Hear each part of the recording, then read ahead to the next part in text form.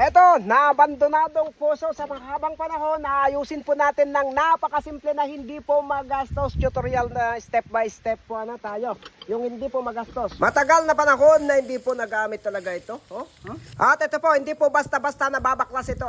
Yan, mahirap. Mayroon pong discard dito. Puyan po natin para magising po yung mga naglock na thread. Dahil hindi po natin na mabaklas.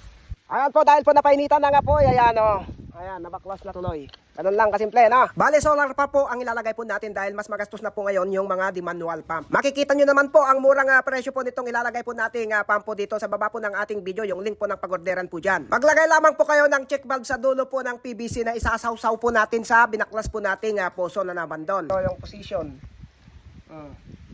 Dito pagbaliktad to, wala. Saka lang po ipapasok po dito po sa tubo ng puso na to. Ito yung discarding hindi magastos kasi nga mura lamang po itong PE na to. Hindi pa ito kalawangin. Kung hindi kayo sigurado sa inyong tinatrabaho, put valve po ang ilalagay ninyo, hindi po check valve. Kung itinapat nyo po kasi yung dulo ng tubo na ibinaon ninyo doon sa mabuhangin ay maghihigo po yan ng mabuhangin. Pero kung hindi nyo itinapat, ay bakit ka pa maglalagay ng put valve? Ganun lang yon. At direkta lamang po na i-thread po dito, wala na pong onion thread. At ito natin, tingin na natin, pero sigurado, Milo ang ilalabas ito kasi matagal na ito, na-abandon ng ilang taon, mahabang-habang panahon, kaya sigurado, marami ang unang ilalabas po nito. Ayan.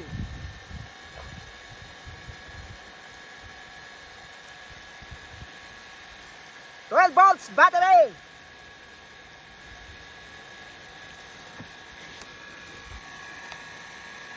O yung kanyang setup. Ayan po. Ayan. Solar, kabitan po natin ng solar. Dahil dito po tayo sa gitna ng kawalan. Sa gitna ng kawalan. Kawalan ng kuryente. At ito, lumilinaw na. Ayan tamang-tama po ang solar po dito. Ayan, kahit ganito lang po, kaliit po na solar, pwede po. Kasi nga po, 0.5 horsepower lamang po ito. Malakas na po ito kung pangbahay lang, pangluto-luto, panglaba, diretso. Number 1 po yung size ng outlet. Kasi nga po, 0.5 horsepower lamang po ito. Wala pang 1 horsepower. Ayan. Diretso na yan. Mas malakas na yan. Kaysa naman dito sa magbubumba ka pa dito. At kapag ito, wala na. Mas magastos din yan.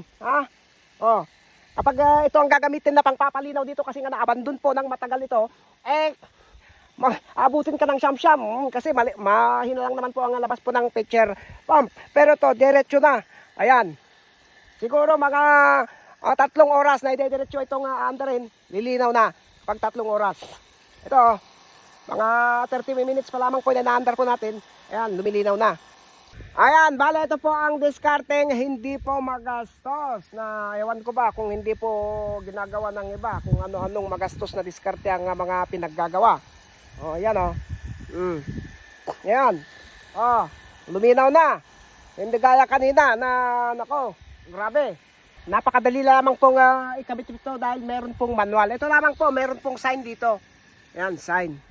Ayan, yun po yung kanyang panel. Ayan po. Kahit maliit lamang po yung panel, kayang-kaya niya po. Dahil 0.5 horsepower lamang po ito. Pwede pong irekta sa kung panel lang at walang battery, pwede po. Kaya lang po, kapag walang battery, dagdagan po ng isa o dalawa pa na panel. Pero kapag meron pong battery, ito lang ang kailangan. At pwede pang pag-chargean ng cellphone ito ang kanyang controller.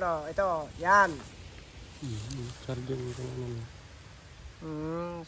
Kahit anong battery ang ilagay nyo dito, basta po 12 volts para po kahit gabi ay pwede nyo gamitin. Battery lamang po ng motor siklo po ang ilinagay po natin dito. Mas maganda po malaking battery para po mas matagal pong malubat. Dahil nga po dito po tayo sa gitna ng kawalan, binaklas na lang na ulit natin itong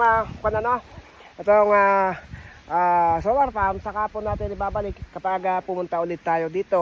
Huwag pong kalilimutan, yung link po ng pag-orderan po ng solar farm na to ay nakapaste na po sa baba po ng ating video. Kung hindi nyo po makita, ilalagay ko ulit po sa comment section.